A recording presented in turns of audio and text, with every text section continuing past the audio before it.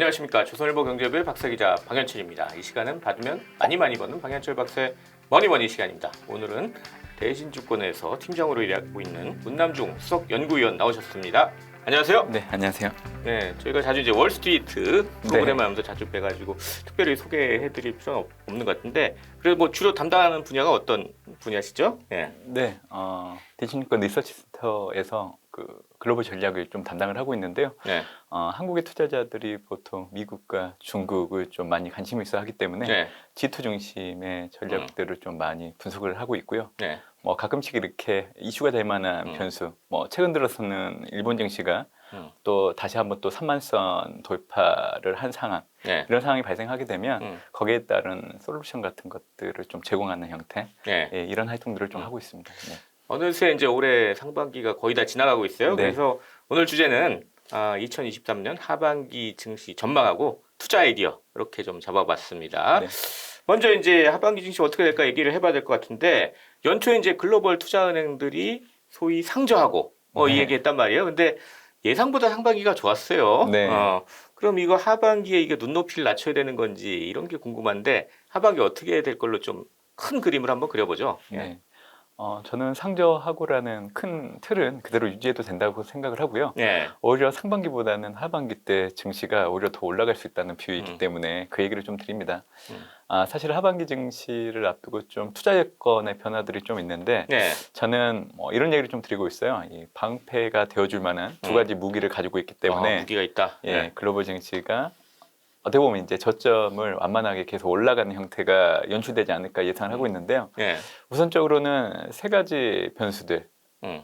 물가, 그리고 시장 금리, 그리고 연준의 통화 긴축이 중단되는 여부, 이 세 가지 선교 조건이 달성을 한다고 하면 네. 사실 글로벌 증시의 하단은 상당히 견고해지는데 긍정적인 영향을 줄 수 있다고 생각합니다. 네. 근데 실제적으로 지난해 6월달 미국의 헤드라인 소비자 물가 기준으로 고점을 형성하고 추세적으로 하락하고 있는 상황이고요. 네. 시장 금리 같은 경우에는 보통 정책 금리보다 한 분기 앞서서 움직이기 시작을 하는데 지난해 4분기를 고점으로 해서 시장 금리는 피크아웃하고 하락하는 추세이죠. 네. 그래서 지금 현재 올해 이제 5월이 지나가고 있는 시점인데, 사실 하나 이제 연준의 통화 긴축이 중단되는 게 아직은 달성되지 않았는데, 아무래도 5월 FMC 아니면 6월 FMC를 통해서 이제 금리 인상 중단은 기정사실화 될 걸로 좀 예상을 하고 있기 때문에 네. 이 세 가지가 올해 상반기 때 달성 가능하기 때문에 일단 증시의 견고함을 다지는 초석이 되어주지 않았나 생각을 하고 있고요. 저는 여기에다가 이제 한 가지 무기, 사실 더 중요하다고 생각을 하고 있는데, 미국의 2월 근원 PC를 통해서 정책 금리를 하회하는 그 구간에 진입하기 시작을 했기 때문에 네. 보통 우리가 실질 정책 금리가 양해값으로 전환됐다고 네. 이렇게 얘기를 합니다. 그래서 이 구간이 2월 근원 PC 그리고 이제 3월 근원 PC 계속 유지되고 있는 걸 지표를 통해서 확인되고 있기 때문에, 과거에 이런 구간에서는 사실 미국 증시 역시 양의 흐름들을 좀 보인 부분들이 있어서 저는 하반기 증시 이 두 가지 방패가 되어줄 무기를 가지고 있다고 생각을 하고 있기 때문에 네. 상반기보다 하반기 증시가 더 올라갈 수 있다는 얘기를 좀 드리고 있습니다. 이슈를 하나하나 좀 구체적으로 네. 좀 얘기를 해보죠. 뭐 여러 가지 좀 이슈들이 계속 나오고 있는데, 일단 뭐 미국 은행권 불안, 이게 네. 좀 뭐 완전히 갇힌 것 같지는 않아요. 그거부터 한번 체크를 해보죠. 예. 그래서 뭐 신용이 좀 위축될 거다, 뭐 이런 얘기들이 있는데, 그 얘기 먼저 좀 해보면 어떨까 싶습니다. 네. 예. 말씀해 주신 것처럼 틀린 얘기는 아닌 것 같아요. 어차피 지난해 1분기 이후부터 사실 미국 은행권들의 이 대출에 대한 태도가 보수화되고 있는 부분들이 확인이 되고 있기 때문에 네. 앞으로 좀 신용 부분이 좀 경계성을 좀 가지고 움직일 수 있다는 그런 얘기가 틀린 얘기는 아닌 것 같아요. 네. 다만 이거는 어떻게 보면 이제 올해 들어서 실리콘밸리 은행 사태 발생 이전부터 대출 태도는 좀 강경하게 바뀌고 가는 흐름이기 때문에 이 부분보다는 저는 오히려 SVB 사태 발생했을 때 핵심 문제가 두 가지였죠. 하나가 뱅크런, 그리고 두 번째가 지난해 연준이 고강도 긴축을 하다 보니까 사실 은행들 입장에서는 가지고 있었던 채권들이 대부분 손실이 나 있었던 네. 상황인데, 네.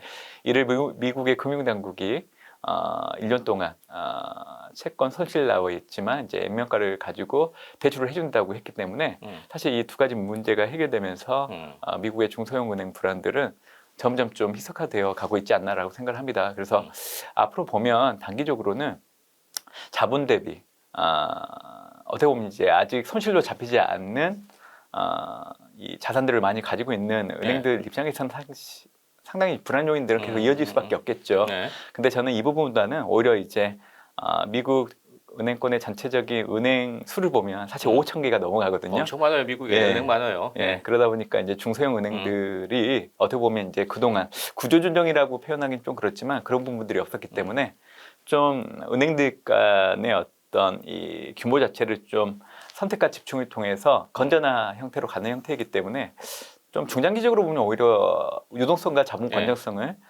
좋게 만드는 흐름으로 가지 않았나라 생각을 해서 긍정적으로 보고 있는 거고요. 지금은 당장 이 주가를 보면 낙폭이 좀 가대한 부분들은 있지만 그래도 이제 미국의 대형 금융주들 중심으로는 낙폭을 좀 줄여나가는 형태로 좀 갈 거로 보고 있기 때문에 아마 금융시장에서 받아들이는 은행권 불안들은 시간이 지날수록 좀 해석되지 않을까라는 생각 좀 해보고 있습니다. 대형 은행들이 이제 버티고 있으니까 사실 지금 네네. 얘기는 다 중소형 은행들 얘기인 그렇죠. 것 같아요.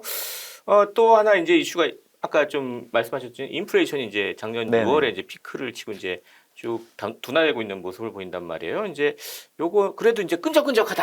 응? 뭐 이런 네네. 얘기가 계속 나오잖아요. 그래서 이게 계속 뭐 리스크 요인 될 수 있다 이렇게 나오는데 하반기에 이건 어떻게 인플레이션은 어떻게 될 걸로 보세요? 아마 좀 요즘에 좀 거론된 내용들을 보면 결국 물가 둔화 속도가 좀 줄어드는 부분들. 그러니까 과거에 떨어지는 속도보다 최근 들어서 떨어지는 폭 자체가 그렇게 크지 않다 보니까 물가가 더 이상 떨어지지 않을 수도 있겠다 하는 우려심이 좀 높아지는 부분들은 있는 것 같습니다. 근데 저는 사실 이 부분보다는 어차피 방향성이 더 중요하다고 생각을 해요. 네. 그래서 올해 월별 발표되는 미국의 물가지표 추이를 놓고 본다고 하면 그래도 소폭이나마 떨어지고 있는 추이는 확인되고 있거든요. 네. 그래서 최근에 발표되고 됐던 미국의 4월 소비자 물가를 놓고 본다고 하더라도 사실 앞자가 바뀌었어요. 5에서 4로. 4.9까지가 예, 저는 그런 내려왔죠. 변화들이 네. 상당히 의미가 있다고 보고 있기 때문에 네.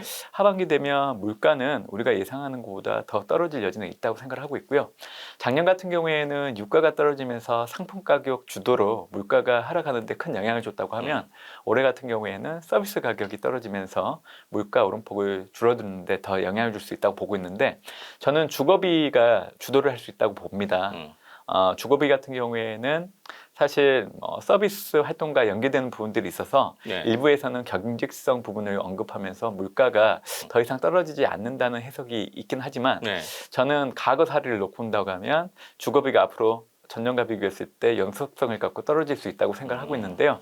과거 같은 경우에는 연준의 기준금리 인상이 중단되고 나서 이 정책금리와 그리고 이 주거비의 전년 동월 대비 4배를 비교했을 때 그 갭이 0.8에서 1.05 정도로 좁혀졌을 때 그리고 나서 2006년도에는 8개월 T 그리고 2018년도에는 10개월 T 이후부터 주거비가 전년 동월 대비 연속적으로 떨어지기 시작을 했습니다. 네. 저는 올해 연준이 6월 달에 금리 인상 중단할 걸로 예상을 하고 있거든요. 그래서 6월을 기준으로 놓고 본다고 하면 평균적으로 9개월 정도 뒤인 내년도 1분기 정도가 되면 주거비가 연속적으로 떨어질 수 있는 시기라고 생각을 하고 있는데 네. 올해 하반기 정도 되면 사실 그게 좀 가시화될 여지가 있다고 보고 있는 거죠. 그래서 저는 미국 기준으로 올해 연말 정도 되면 사실 헤드라인 소비자 물가 수준이 3%대 중반 정도까지도 충분히 떨어질 여지가 있다고 보고 있기 때문에 네. 이런 여건이라고 하면 다른 타 국가들 역시 물가는 지금보다 더 떨어질 여지가 있지 않나라고 생각을 하고 있어서 물가에 대한 걱정은 이제는 좀 이제 놔둬야 되는 하나의 변수이지 않을까 생각을 하고 있습니다. 네. 또 하나 이제 중요한 이슈가 이제 아까도 말씀하셨지만 이제 연준의 금리 인상이 중단된다. 이건데 어떻게 이제 중단될 거를 거의 시사를 많이 했어요. 그래서 뭐 네. 이제 거의 이제 기정사실화 된 것 같아요. 이제 더 이상 이제 금리는 더 안 올릴 것 같긴 한데 네. 그 다음 수는 어떻게 되냐 이게 문제잖아요. 네, 네, 어떻게 맞습니다. 좀 보세요? 결국 올해 상반기 때 연준이 금리 인상 중단한다는 거에 대해서는 대부분 공감하고 있는 건데 5월이 될지 6월이 될지에 대해서 그 부분에 대한 미묘한 시차가 좀 있는 것 같아요. 네. 사실 미국 통화정책과 관련해서 좀 드리고 싶은 얘기는 결국 이 근원 PC와 정책금리 간의 관계를 놓고 봤을 때 올해 들어서 처음으로 2월 근원 PC가 정책 금리를 하회하는 게 확인되기 시작을 했죠. 그러니까 결국 금리가 물가보다 더 높아졌다. 네네네. 그 네. 물가를 막을 수 있을 정도가 됐다. 이렇게 그렇죠. 해석할 수 있는 거죠. 예. 네. 근데 그게 2월 달 그리고 3월 달 연속해서 확인되고 있는 상황이라서 네. 정책 금리를 하회하는 근원 PC 물가 흐름이 계속 유지가 된다고 하면 사실 이론적으로는 연준은 5월 FMC 때 금리를 25bp 올렸기 때문에 더 이상 올리지 않은 명분을 가지게 된 건 맞습니다. 그래서 사실 시장이 지금은 CME 패드워치 2를 놓고 온다고 하더라도 5월 달 금리 인상이 마지막이었다고 생각하고 있는 것 같아요. 그게 틀린 얘기는 아니라고 생각합니다. 다만 저는 한 차례 25pp 정도 더 올릴 수 있다라고 생각을 하고 있는데요. 네. 그 부분은 사실 정책금리와 근원 PC를 갖고 논하기보다는 정석적인 부분들을 좀 확인할 필요가 있다고 생각을 합니다. 예를 들자면 지난해 연준의 최종 정책금리가 12월 4.5로 마감이 됐는데 지난해 연초 이후에 연준이 제시한 최종 정책금리의 중위값은 4.4였죠. 그리고 지난해 상단은 4.6이었는데 네. 보통 시장은 중위값에 주목을 하기 때문에 4.4를 주목한다고 하면 아무래도 4.35 정도에서 끝나는 게 맞았지만 뚜껑을 열어보니까 결국에는 4.5에 끝나게 됐던 이유가 결국 중위값과 상단 사이에서 그 마지노선을 결정을 했다는 겁니다. 올해 같은 경우에는 3월 FMC 때 약간 숫자의 변화가 있었어요. 만약에 올해 최종 정책금리의 상단을 5.6에서 5.9로 올려버렸죠. 그리고 내년 같은 경우에는 기존의 최종 정책금리 수준을 4.1로 보다가 4.3으로 올렸죠. 그러니까 이런 숫자들의 변화들을 놓고 온다고 하면 시장의 예상과 달리 연준은 이 장기적인 물가가 올라갈 수 있는 어떤 그 가능성을 염두에 두고 시장보다는 조금 더 매파적으로 25pp 정도 더 올리고 최종 정책금리 5.5를 마지노선으로 해서 금리 인상을 중단하는 전철을 밟을 여지가 있다라고 그렇게 좀 얘기를 드리는 거고요. 네. 그리고 나서 연말까지는 그 기조를 유지하는 거. 아마 시장은 빠르면 9월달 연준이 금리 인하를 단행할 걸로 생각을 하고 있는데 저는 미국이 경기 침체 들어가는 상황이 발생하지 않는 한 연준은 금리 인하를 쉽게 단행할 여지는 없다라고 생각을 하고 있고요. 네. 아마 금리 인하는 내년 1분기 정도 돼야 실질적으로 단행될 걸로 좀 예상을 하고 있기 때문에 아무래도 올해 6월 FMC가 현지 시각으로 13일, 14일 날 예정되어 있는데 그때 명확하게 연준이 금리 인상 중단 그리고 그 기조를 언제까지 유지할 거에 대해서 좀 얘기를 해주지 않을까 생각을 하고 있어서 6월 FMC가 끝나고 되면 연준과 시장 간에 연준 통화 정책에 대한 지금 현재 나타나고 있는 괴리가 많이 좁혀지지 않을까라고 생각을 합니다. 그리고 이제 그게 또 증시에는 오히려 또 긍정적인 영향을 줄 여지가 있다고 생각하고 있기 때문에 미국의 통화 정책 수순에 대해서는 이 정도 염두에 두고 있는 상황입니다. 일단 이런 상황에서 이 투자 전략을 어떻게 하반기에 가져갈 것이냐. 이게 사실 우리 투자자들 관심이 더 큰 거잖아요. 네. 어떤 방향으로 좀 방향성을 잡아가는 게 좋을지 이 얘기를 좀 해봤으면 합니다. 예, 저는 팬데믹 이후에 우리가 겪었던 2년 동안 선호했던 대상을 가지고 2023년도 이후에 투자를 계속한다고 하면 수익은 날 수 있겠지만 상대적으로 그 수익을 극대화하기는 어렵다고 생각을 합니다. 그래서 저는 올해 1분기 이후 나타나고 있는 변화, 미국의 실질정책 금리가 양액값으로 전환된 부분을 염두에 두고 저는 신흥국가 성장주 중심으로 투자를 해야 된다는 얘기를 좀 드리고 있는데요. 선택과 집중을 해야 된다고 보고 있어서 가장 먼저 얘기 드리는 거는 미국 나스닥 지수를 추종하는 상품들을 좀 담아두는 게 좋지 않을까 생각을 하고 있습니다. 그래서 이 나스닥 지수가 사실은 성장주 기업들을 포함하고 있는 큰 틀의 지수인데 결국 고강도 금리에 따른 물가 금리가 시간이 지날수록 떨어진다고 하면 할인율 축소에 대한 기대가 높아질 수 있는 부분들이 있고요. 이렇게 된다고 하면 성장주를 포함한 나스닥 지수가 다른 타 지수, S&P 500 지수나 다우보다 상대적으로 좀 상방 압력이 커질 수 있는 부분들이 있어서 그 얘기를 좀 드리고 있고요. 이미 근데 연초 이후에 빅테크들 많이 올랐어요. 네네. 그래서 더 오를 여지가 있다 이렇게 보시는 건가요? 네, 맞습니다. 사실 내년도 미국이 대통령 선거를 치르기 때문에 그 이벤트를 염두에 둘 필요가 있다고 생각을 해요. 그래서 지금 현재 바이든 대통령은 경쟁팀을 꾸렸는데 국가경제위원회는 브레이너드 전 연준 부의장이 이제 위원장이 됐고요. 들어갔죠. 그리고 자문과 관련된 위원장은 지금 번스타인 위원장을 선임을 해놨는데 이분이 이제 중도 진보 경제학파 분 중에 한 분이고 또 재정 지출을 통한 경기 부양을 상당히 좀 강조하는 분이기 때문에 이 두 인물이 지금 바이든 경제팀의 수장이 됐기 때문에 저는 내년도 대선을 앞두고 경기 부양 그리고 경제법 이행을 상당히 강조할 걸로 좀 보고 있어서 예.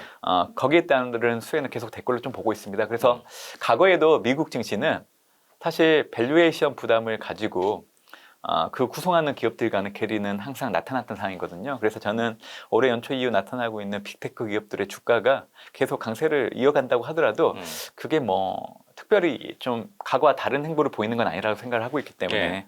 저는 미국의 나스닥 지수를 추정하는 상품들 아니면 성장률을 눈여겨보시면 좋을 걸로 보고 있고요. 예. 한쪽으로는 이제 신흥국 자산에 대해서 좀 얘기를 드리고 있는데 예. 과거에 2021년 5월 달에 미국의 헤드라인 소비자 물가가 5%에 진입을 했을 때 같은 달 신흥국 증시가 고점을 형성하고 추세적으로 떨어지기 시작을 했습니다. 그러니까 미국의 헤드라인 소비자 물가 5%라는 숫자는 신흥국 증시와 상당히 연관성이 높다는 거죠. 근데 올해 이건 3월 거꾸로 봐야 된다. 그렇죠. 헤드라인 소비자 물가가 3월 달에 5%대 진입을 네. 하고 4월 달에는 말씀하신 것처럼 전년 동월 대비 4.9까지 내려왔잖아요. 네. 그러니까 반대로 앞으로 신흥국 증시의 상승 강도가 더 커질 여지가 있기 때문에 저는 앞으로 투자를 하신다고 하면 네. 이 두 가지 범주에서 투자하시는 게 좋지 않을까 얘기 드리고 있습니다. 좀 더 구체적인 좀 투자처 얘기해 볼까요? 그러면 이제 미국, 중국 이렇게 G2로 네네. 본다면 어떻게 좀 봐야 돼요? 사실 올해는 미국, 중국 모두 각 권역별로 놓고 본다고 하면 네. 좋은 투자처가 될 거로 좀 보고 있는데 네. 일단 저는 선진국, 신흥국 그리고 미국은 별도로 놓고 좀 생각을 해야 된다 생각을 해서 네. 그 범주에서 놓고 본다고 하면 사실 신흥국 내에서는 EM아시아가 상대적인 매력이 높은 권역이라고 생각을 합니다. 그렇게 얘기해드리는 이유는 올해 전체 신흥국 성장률을 상회하고 또 물가는 신흥국 전체 물가를 상당히 낮은 수준으로 유지할 것을 좀 보고 있기 때문에 그런 측면에서 매력적인 그룹이 이제 EM아시아라고 보고 있는데 그 중심에는 중국이 있다는 거죠.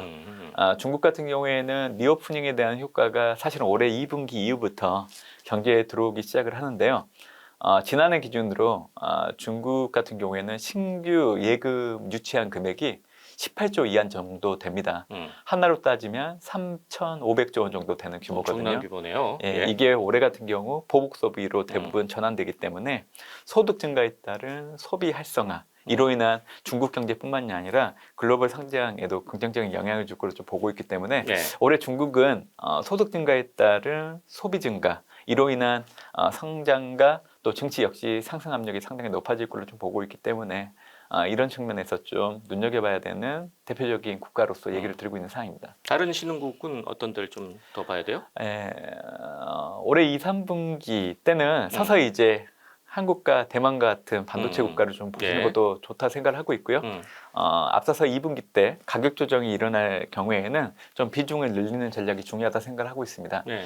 사실 연간으로 보면 반도체 업황의 저점이 올해가 맞습니다. 그리고 이거를 분기별로 놓고 본다고 하면 올해 2분기 정도부터 반도체 업황이 좀 돌아설 여지가 있다고 생각을 하고 있는데요. 예. 사실 경기 수축 국면에 있기 때문에 수요가 그렇게 좋지는 않은 상황입니다. 중요한 거는 반도체를 생산하는 이 팹들이 선진적으로 이제 감산을 돌입하면서 이 앞단에 있는 수요 기업들의 재고가 줄어들게 되고 그렇게 되면 신규 이제 주문이 늘어나게 되면서 네. 다시금 메모리 반도체 가격이 지금까지 계속 하락하는 흐름이었지만 둔화폭이 줄어들면서 이제 가격이 올라갈 수 있는 형태로 네. 가지 않을까 이제 이런 기대감들이 올해 2분기부터 높아질 것을 좀 보고 있기 때문에 네. 저는 한국과 대만 같은 반도체 국가들을 좀 주목하시면 좋을 것 같고요.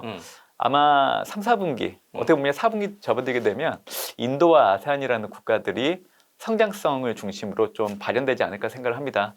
올해 중국의 경제 성장률은 5.2 정도 되는데요. 인도 같은 경우에는 5.9 정도 추정되고 있기 때문에 네. 성장이 더 높죠. 높네요. 예. 네, 그리고 이제 베트남 같은 경우에는 지난해부터 베트남을 찾는 외국인 관광객 수가 폭발적으로 늘어나고 있기 때문에 내수의 관광산업 수요 호조를 바탕으로 해서 또 성장의 한 축이 될 수 있는 여력이 있기 때문에 저는 4분기 정도 되면 중국보다 성장을 앞설 수 있다는 그런 기대감이 들어오면서 네. 인도와 아세안이라는 국가들이 좀 부각되지 않을까 생각을 하고 있습니다. 마지막으로 미국만 좀 점검해 보죠. 미국은 그럼 S&P 500 기준으로 보면 어느 정도 이제 네. 갈 것 같아요? 사실 올해 2분기 저는 S&P 500 지수 4,300선 정도는 무난히 올라갈 수 있다고 생각을 하고 있고요. 네. 하반기 밴드는 하단을 3,849, 상단을 4,575 정도로 얘기를 드리고 있는데 하단은 연준의 정책금리가 5.25 이상 되는 구간에서 과거 S&P 500의 12개월 확정 PER을 적용을 하게 되면 하단 3,849포인트 정도가 되기 때문에 얘기를 드리고 있고요. 상단 같은 경우에는 결국 올해 6월달 정도 되면 연준의 금리 인상 중단이 이제 기정사실화되기 때문에 네. 과거에 연준의 금리 인상이 중단되고 나서 그때 구간에 S&P 500의 12개월 확정 PER를 적용을 해보면 올해 예상되는 EPS와 곱해서 좀 산출을 해보면 상단이 4,575 정도 나옵니다. 근데 저는 올해 하반기 정도 되면 무난하게 4,600선을 상회하는 그런 오버슈팅 역시 연출될 수 있다고 좀 보고 있기 때문에 네. 중요한 거는 올해 연말 전반적으로 증시가 하단을 높여가는 흐름들 이 부분을 좀 중요시하면서 얘기를 드리고 있습니다. 네. 자, 이렇게 해서 오늘은 문남중 대신증권 수석 연구위원하고 2023년 하반기 증시 전망 투자 아이디어에 대해서 이야기를 나눠봤습니다. 마지막으로 저희 이제 시청자 구독자 여러분께 마무리 인사 부탁드리겠습니다. 최근에 투자자분들을 만나뵈면 여전히 지난 2년 동안의 억압이나 걱정에 갇혀 있었던 그런 부분들에 좀 벗어나지 못하고 있는 부분들을 많이 느끼고 있습니다.